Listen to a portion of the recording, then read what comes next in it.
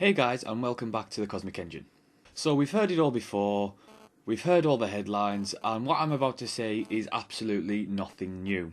I don't want to talk about violence in video games, I don't want to talk about if video games affects young people's minds, which I don't think it does. What I do want to talk about is parents. So if you're a parent, a grandparent, a guardian, or you have responsibility for a child, sit yourself down and listen very carefully. So I personally consider myself really blessed.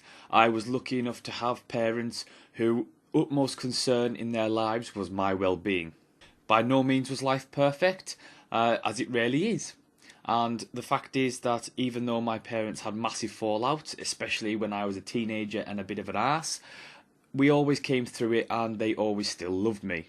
However, I know that people aren't always as lucky as I was and don't possibly have loving parents or guardians that care for them in the way that my parents did for me. In today's society, we have more than just the traditional family unit. We have single parent families, we have same-sex couple families, we have foster families, we have adopted families, we have step families, the list literally goes on and on. In my opinion, there is no better or worse family unit. What's most important above all else within any kind of family unit is the most important thing is that you love and care for one another. I myself am a father of a 2-year-old wonderful little boy. He is absolutely a pleasure to be a parent of. Luckily, I have grown up through video games. I grew up with video games all through my life.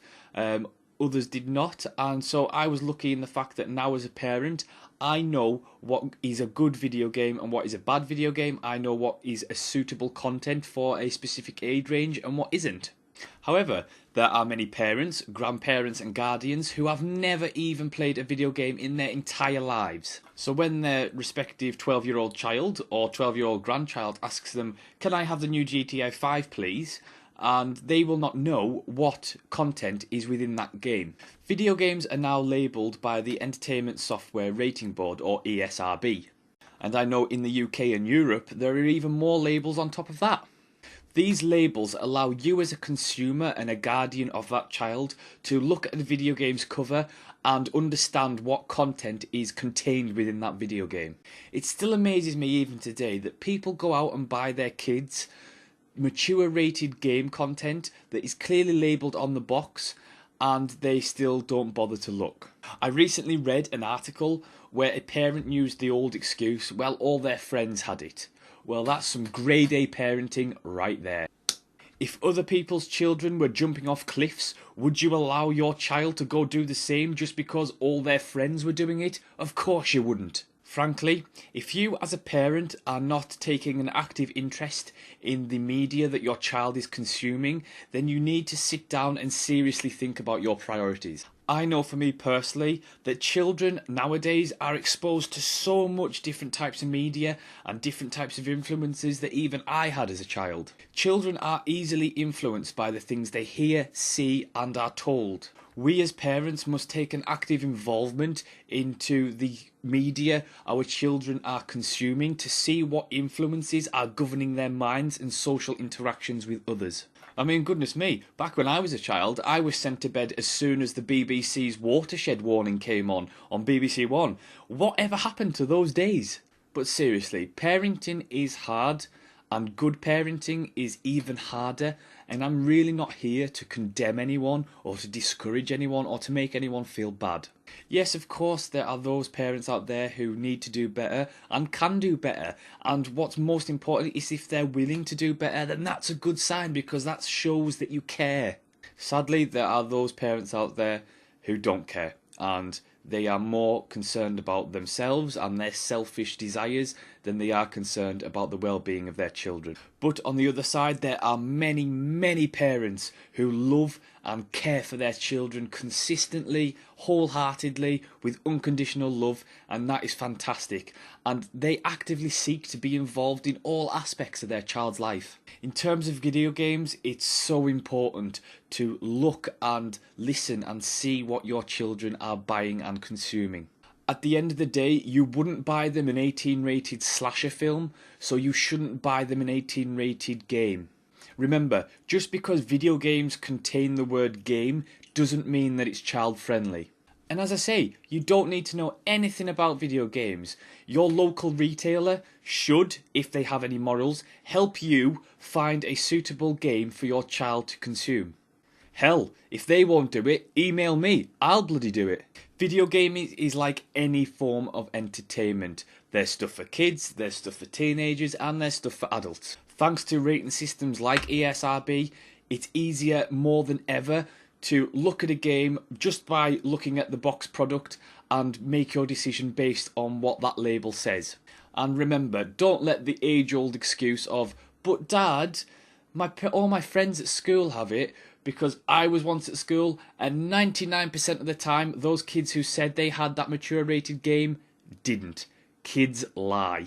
It is really time now for parents and guardians and grandparents to start taking responsibility for the media their children consume. It's just common sense, people. There have been various shootings across the world that in recent times media have portrayed as it's caused by video game violence. And frankly, there is no real proof of this, and to be honest, it's more than likely to be absolute rubbish. There was violence around before video games.